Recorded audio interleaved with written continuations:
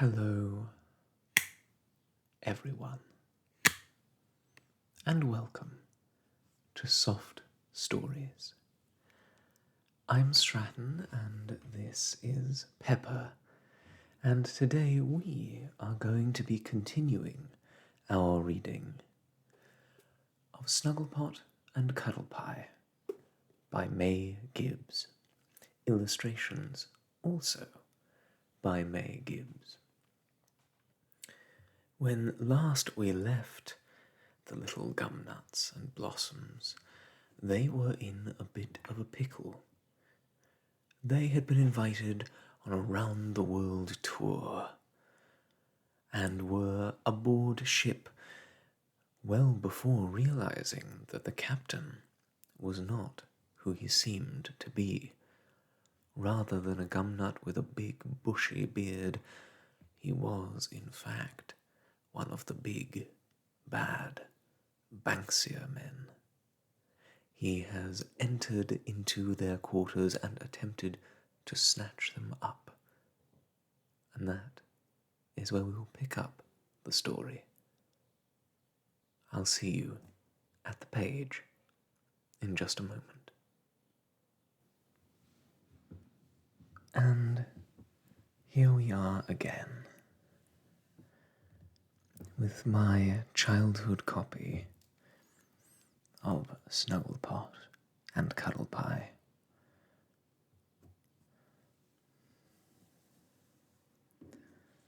But where did we leave off? Ah, yes, indeed. With Snugglepot and little Ragged Blossom trying to stay the approach of the bad Banksia man, but unable to do so.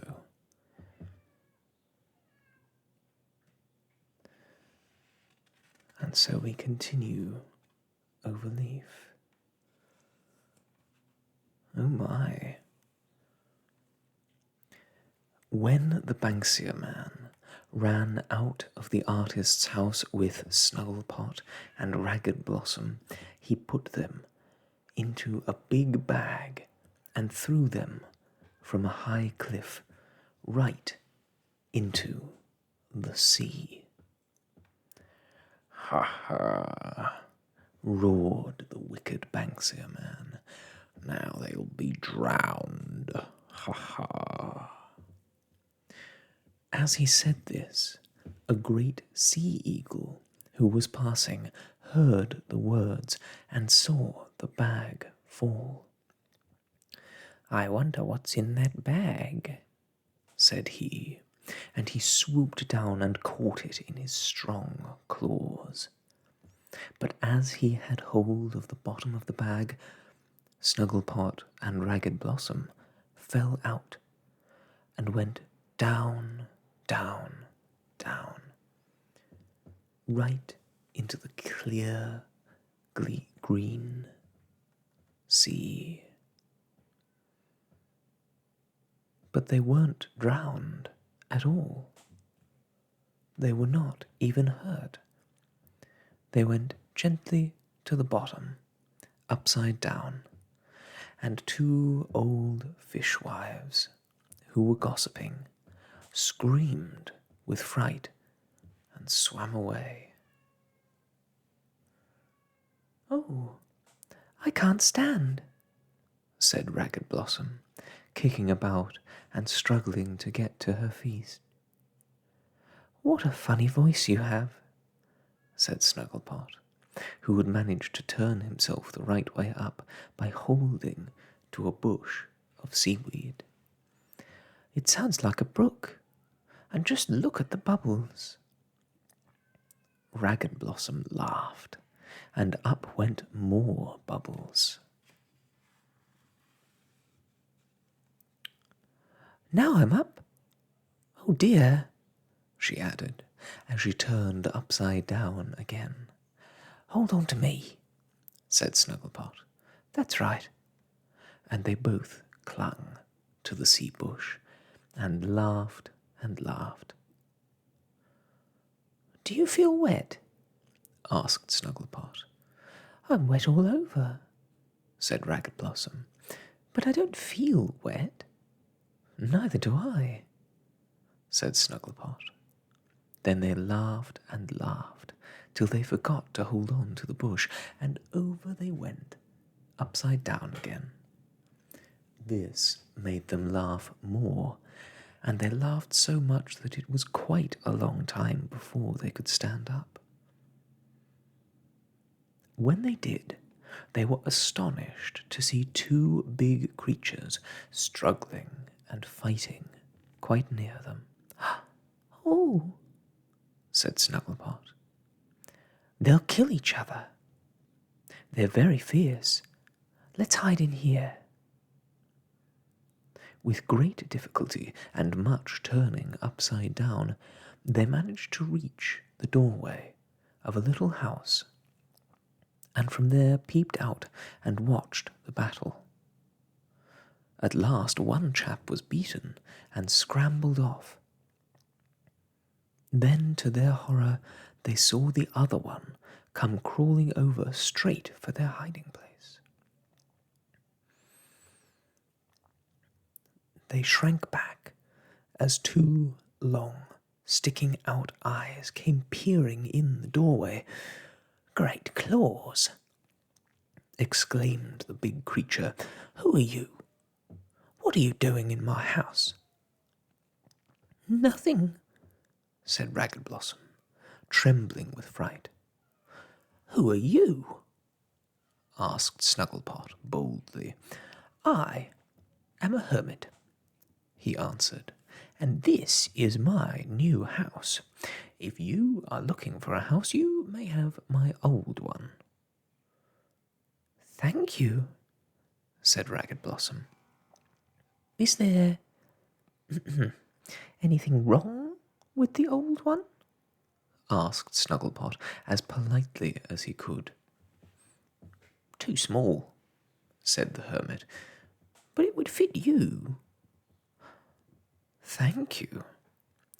You may have this one later on, said the hermit, getting into his house tail first. Is that one too small? Asked Ragged Blossom.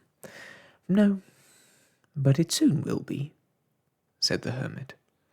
You see, I keep growing, and every time I grow, I need a larger house. Oh, said the two nuts. Now, said the hermit, I must be off. Are you ready, Anemone?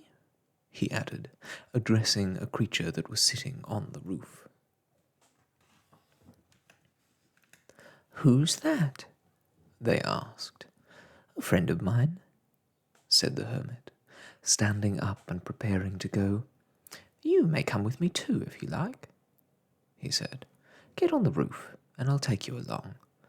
Thank you, Mr. Hermit, they both said with delight.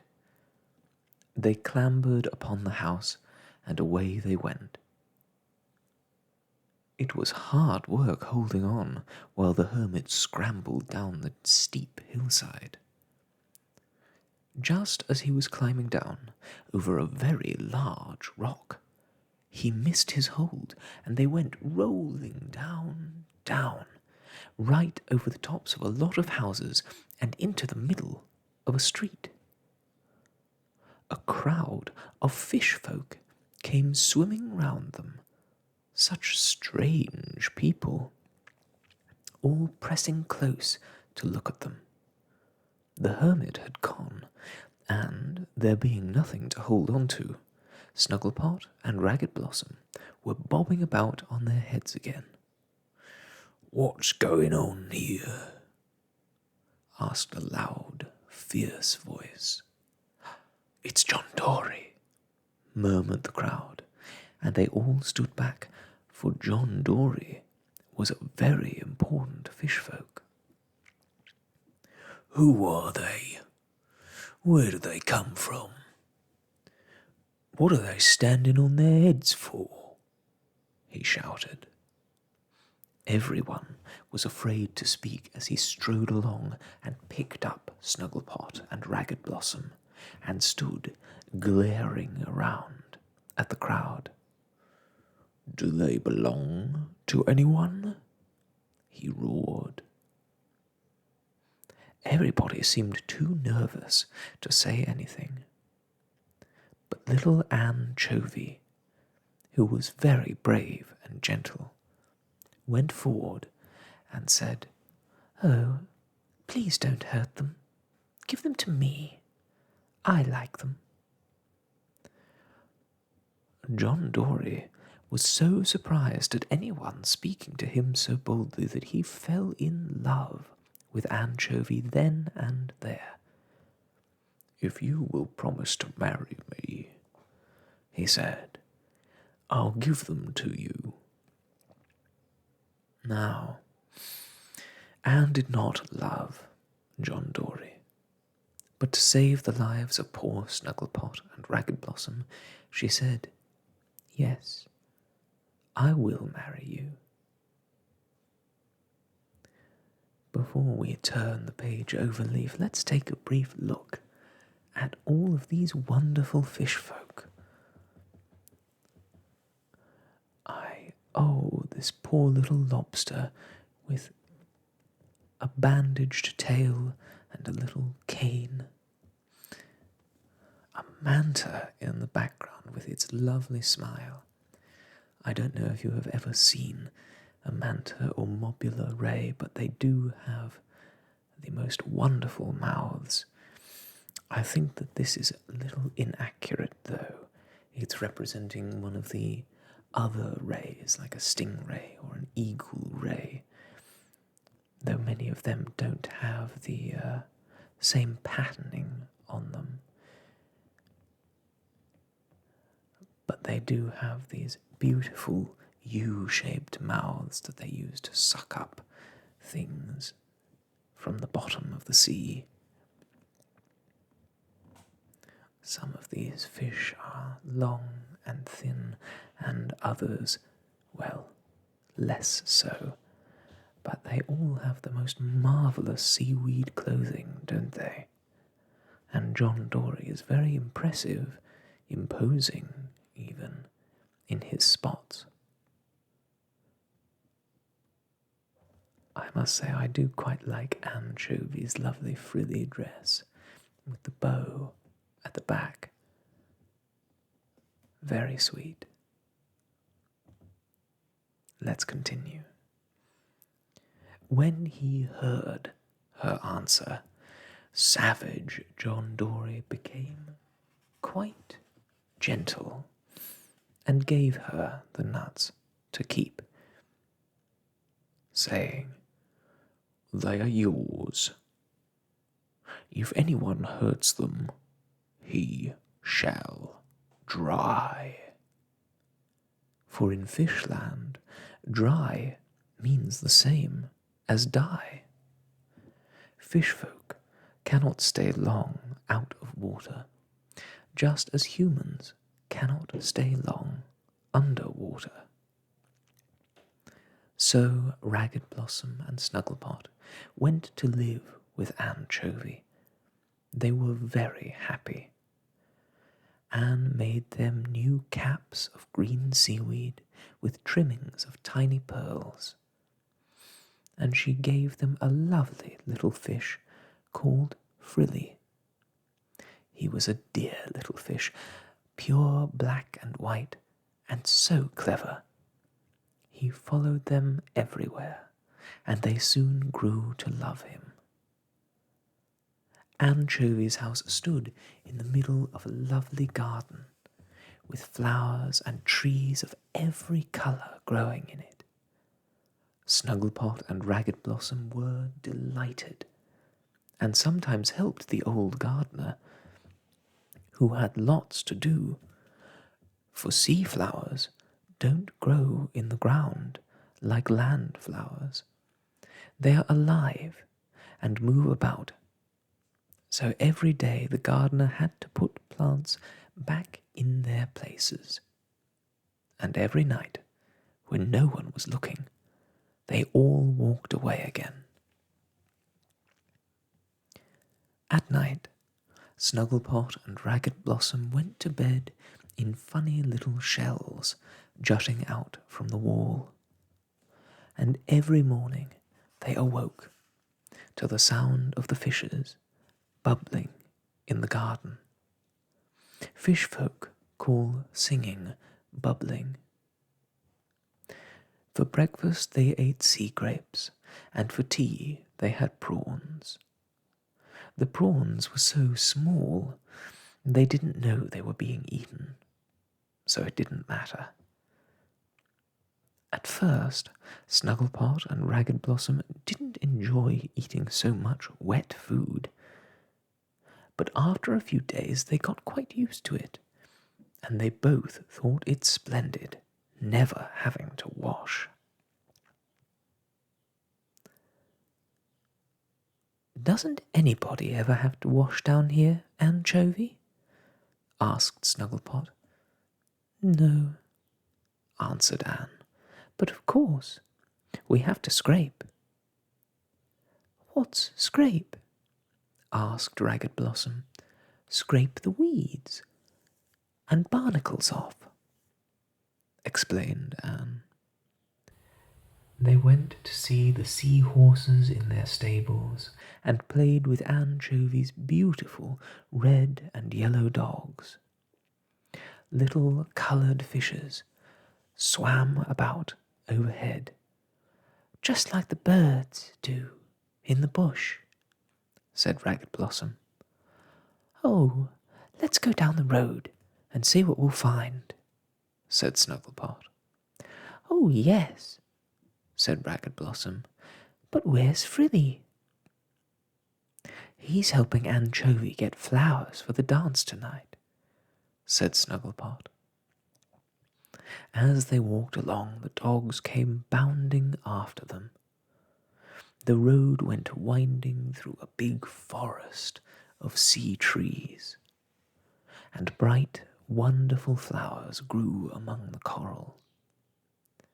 Presently the dogs grew very excited. They had found a catfish up a sponge tree. "It's like a possum," said Snugglepot. "Come here, Poss, Poss, Poss." The catfish, thinking he said Puss, Puss, came down and rubbed itself against his legs. "Oh, isn't it a beauty?" said Ragged Blossom, stroking its fins. "Let's take it home to Anne." But the catfish swam away. "Oh, what a pity!" cried Ragged Blossom. "Let's follow it."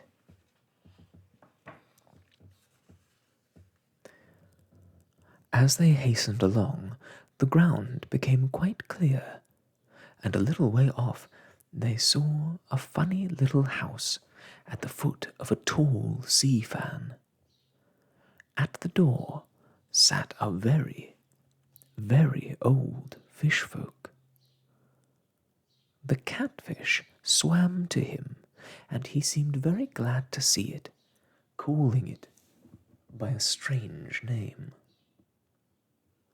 The old man was covered with shells and weed, and when he saw Snugglepot and Ragged Blossom, he came hobbling towards them.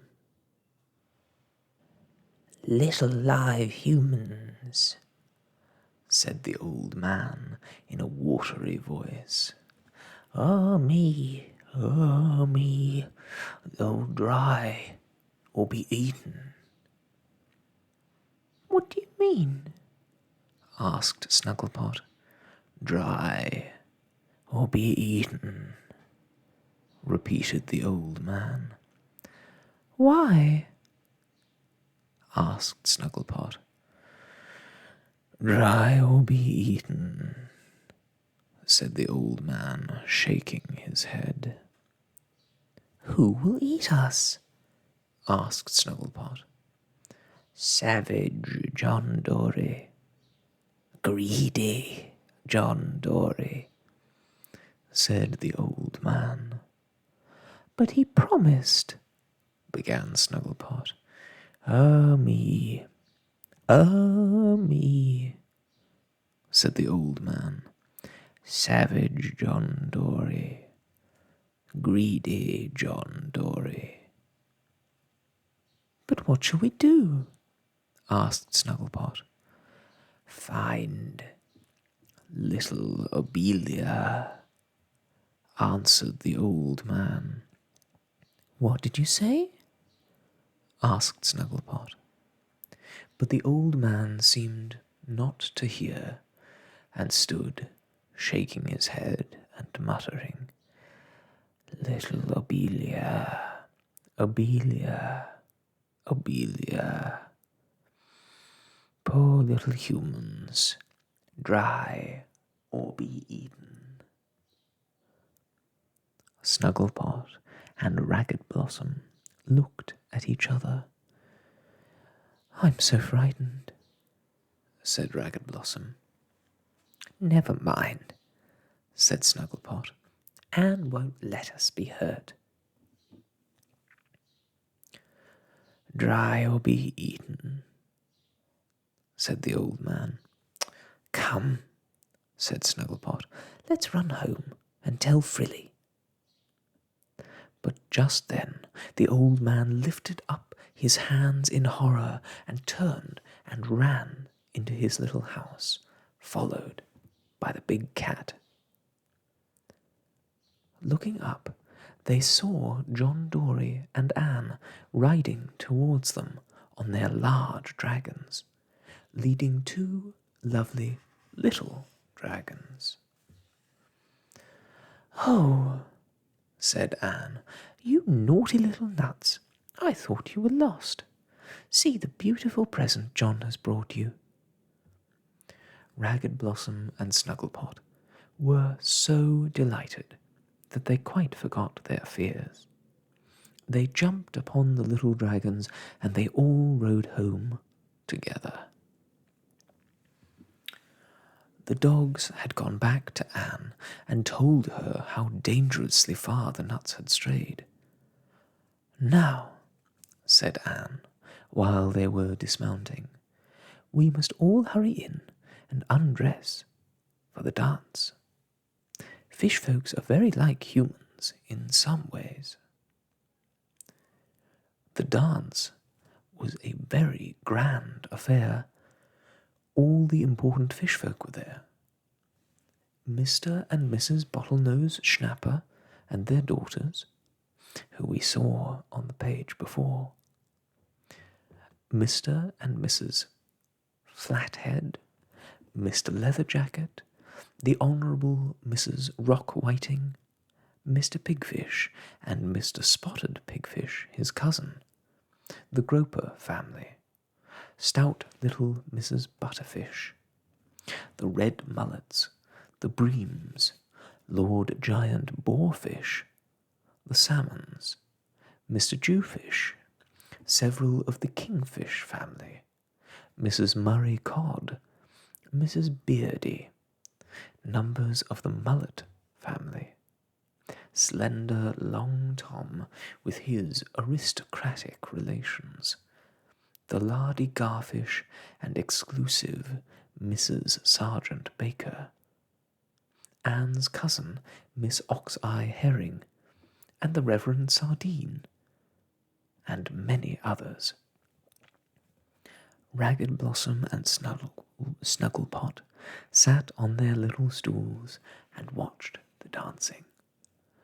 The great hall was lit with balls of phosphorescent light which flashed on the dancers as they floated about.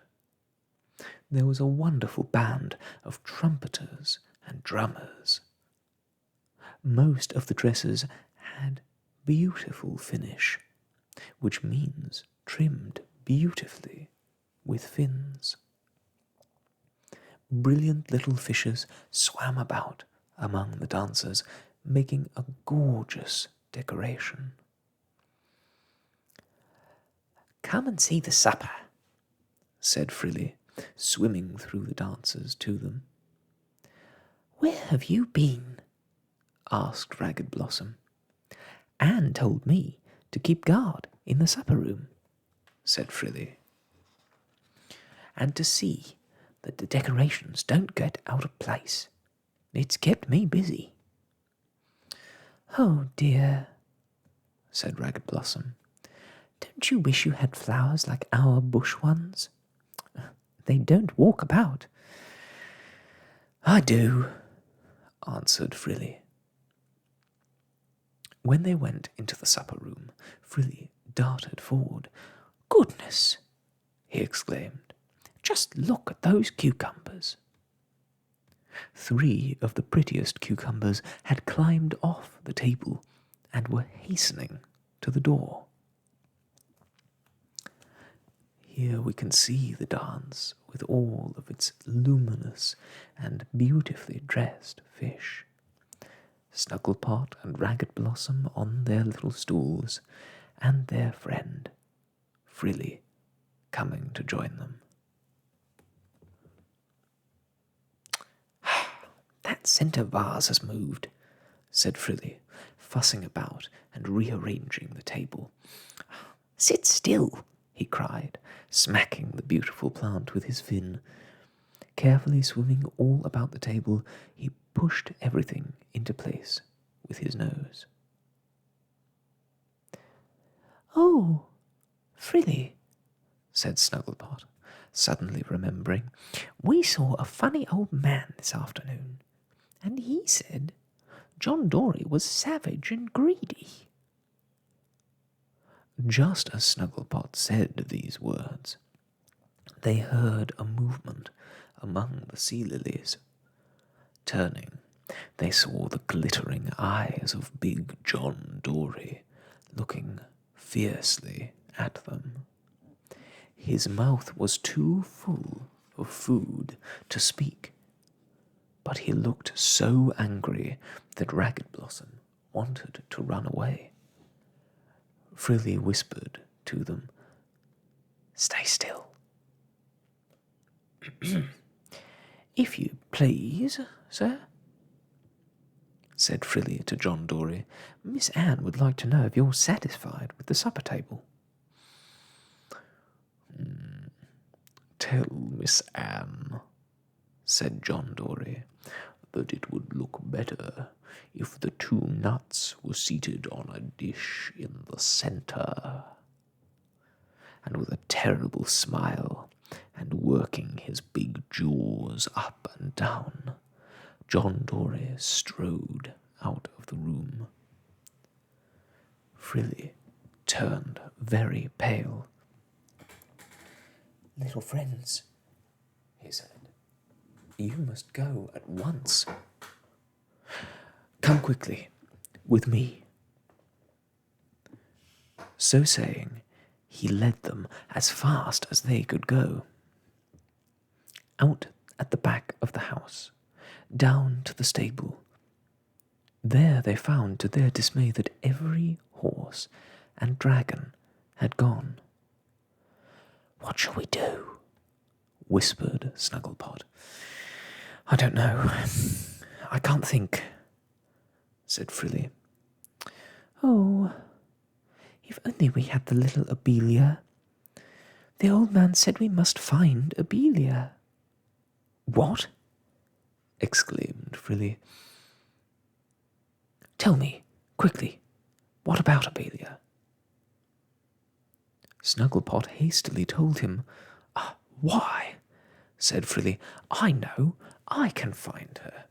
Oh, quickly, quickly, come with me." Swiftly and with care, Frilly led them to a little shell house on the big wall of the garden. There he stayed with them through the long night. When the early morning light was creeping in, they never left. Oh, they left their hiding place. "Now," said Frilly, "I'll take you to school. You'll be quite safe there. Besides, John Dory will be sleeping all day after his supper. He always eats and eats and eats, till he can scarcely move." "Poor Anne," said Ragged Blossom. She's going to marry him to save us, and now he's going to eat us after all. Ragged Blossom began to cry. Oh, don't cry, said Frilly. If I can find little Abelia, no one can harm you. And I think I know. Oh, be quick. Go into school and say nothing. Just sit among the children and learn lessons. I will call for you by and by. Now I must hurry, for I've much to do. Ragged Blossom and Snugglepot sat very still in school and learned of the many dangers that beset the lives of the fish folk, which we can see here. Terrible blades meant to ensnare little fishes, nets to catch them, and diabolical creatures with long necks and huge open jaws to devour them whole. All these little fish seem very scared of these terrible dangers. Despite their different appearance, Snugglepot and Ragged Blossom do fit in, don't they?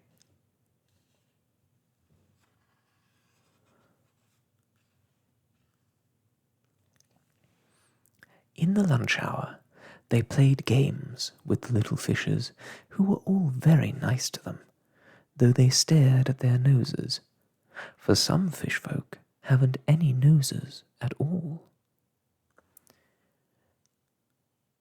When they went into school again, Snugglepot had a bright idea. "Please, teacher," he said, putting up his hand, "do you know about little Abelia?" The teacher, who was very kind, though mournful, looked at Snugglepot sadly. "Ah," she said, "poor little nut. Your education has been neglected. Every child here knows the story of Abelia. Goggle Eye," she said, addressing one of the big girls, "stand up and tell these poor children the story of Abelia." "Yes, miss," said Goggle Eye, and this is the story she told. Once there was a beautiful woman sailing in a great enormous ship on the top of the sea, and she was the slave of a great and wicked king. She was so unhappy that she threw herself into the waves, and as she sank, her soul went out and became a beautiful pearl, which lay among the weeds at the bottom of the sea for 1,000 years. It is written in the great scales of the fish folk book that when live land folk come near it, the pearl will open like a white flower, and within will be found a tiny little baby, whose name shall be Abelia. No harm shall come to those who love Abelia, and she shall grow up to be the princess of the fish folk. "Thank you, Goggle Eye. You may sit down," said the teacher. "I wish I could find it," said Ragged Blossom. "But has anyone seen it?" asked Snugglepot. "Of course not," answered the teacher. "Attention, please. We'll take the next lesson."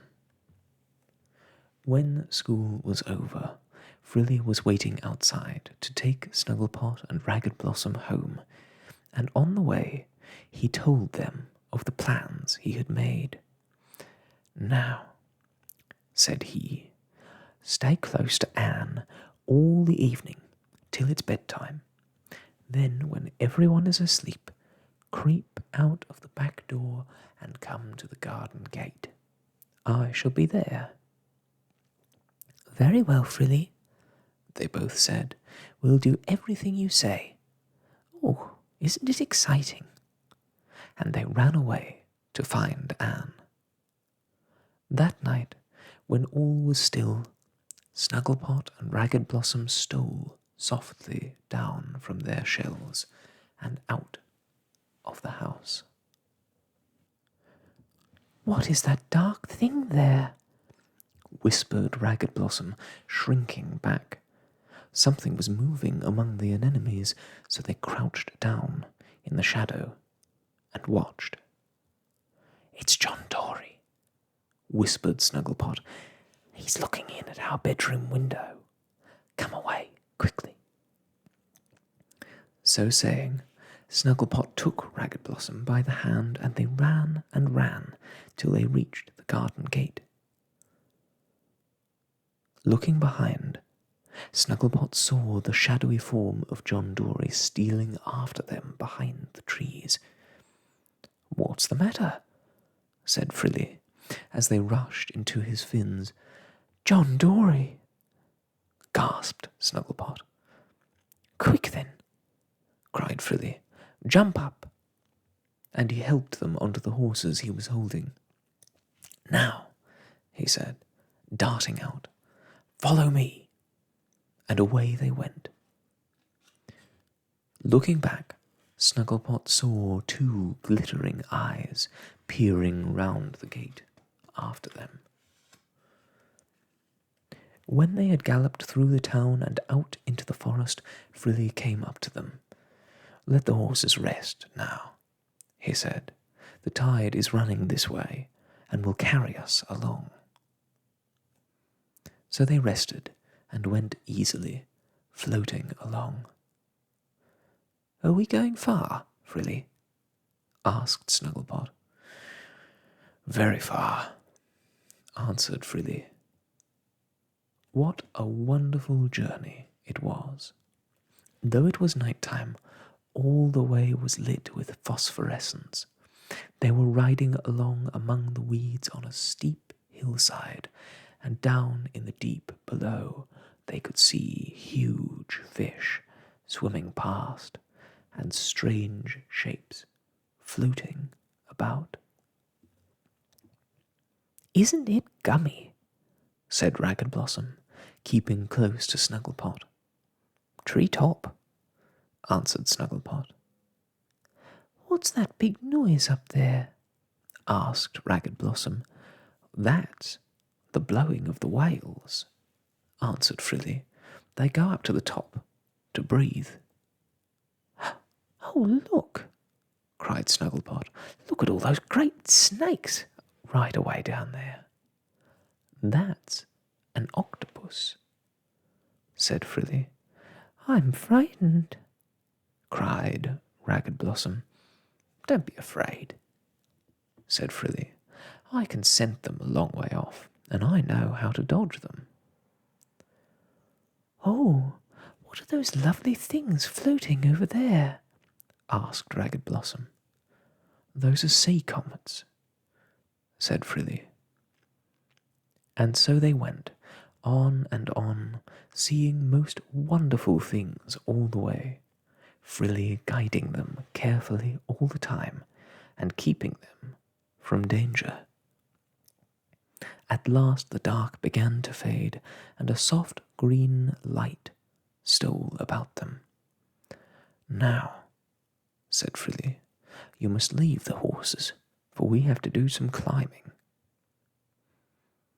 Tying the horses to a sea fan, they followed Frilly up a steep coral wall.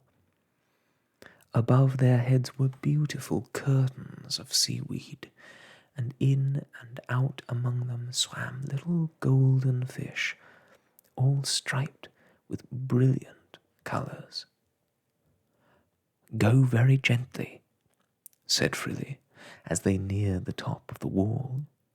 He was very excited and fluttered his fins and tail nervously. Ragged Blossom and Frilly were the first to reach the top. Frilly darted over. Ragged Blossom gave a cry of joy.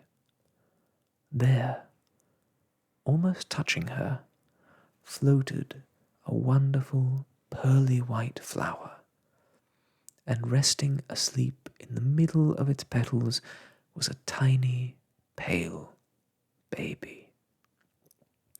Its little hands and feet were pink, and on its little round head were fins of gold and green. It glowed in the pale green light of the morning, and Ragged Blossom and Snugglepot and Frilly made no sound, so filled with wonder they were. As they all looked, the little baby stirred, opened its blue eyes wide, and, looking straight at Ragged Blossom, held out its tiny arms. "Frilly, Frilly," cried Ragged Blossom, "look, it wants to come to me." In her excitement, Ragged Blossom leant too far over and tumbled, head first, into the deep hole over which the little baby was floating. Frilly darted forward to catch her, but she fell so fast that he could not reach her. As she sank, he swam after her, trying to catch her frock in his mouth.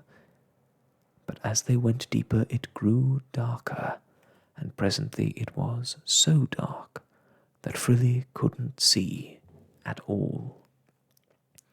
"Where are you?" he called, but no answer came, and as he swam about in the dark, a strange thickness seemed to gather in the water and nearly choked him. Oh, and here we are, we can see the open pearl with the little baby Abelia resting gently inside it.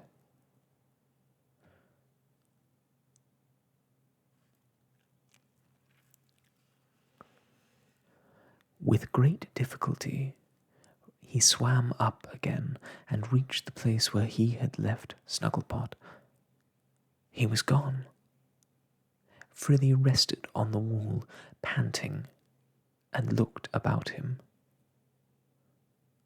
The beautiful white flower had closed its petals, and all the little golden fish were swimming round and round it, faster and faster, so that as the black water rose from the hole, the little fish kept it from touching the white flower. "Something very terrible must be going on down there," thought Frilly, and, being very brave, he dived straight down again into the black water. Down and down he swam, till at last he came to the bottom. The water cleared a little, and he could just see a great giant squid sitting, glaring at him from the door of his cavern.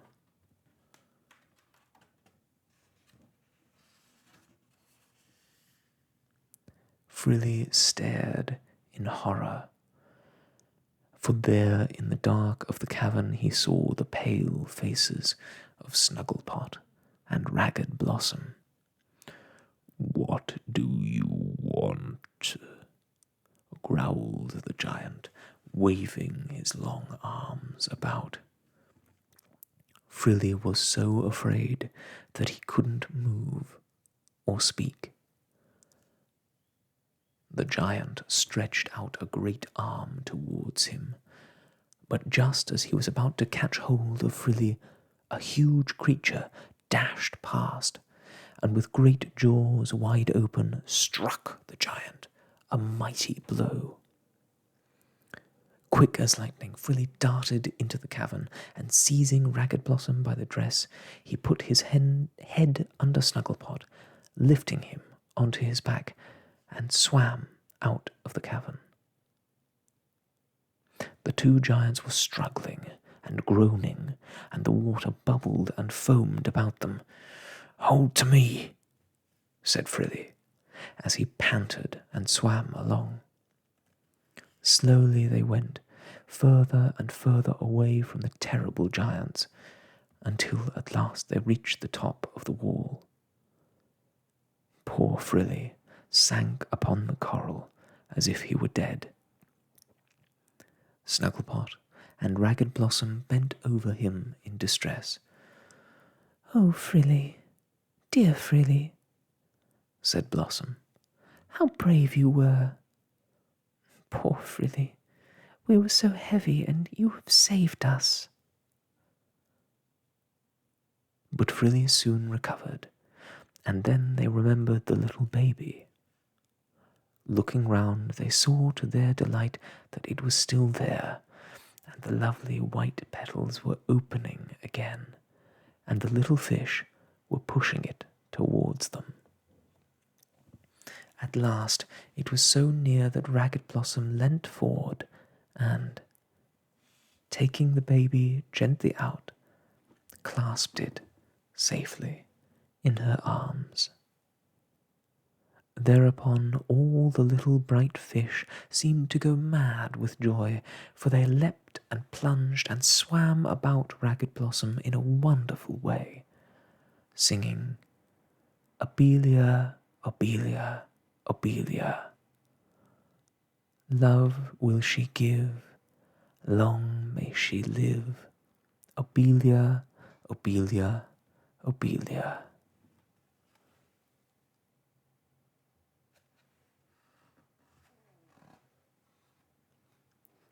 So they took the little baby, and, mounting their horses, began their homeward journey. Now we shall leave them, and see what Cuddlepie has been doing all this time. But that, I think, my friends, will have to be next time on Soft Stories. Thank you so much for joining me in this exploration of the underwater world with Snugglepot and Ragged Blossom and their new friend Frilly and the tiny baby Obelia. I look forward to seeing what adventures Cuddlepie has gotten himself into since last we saw him.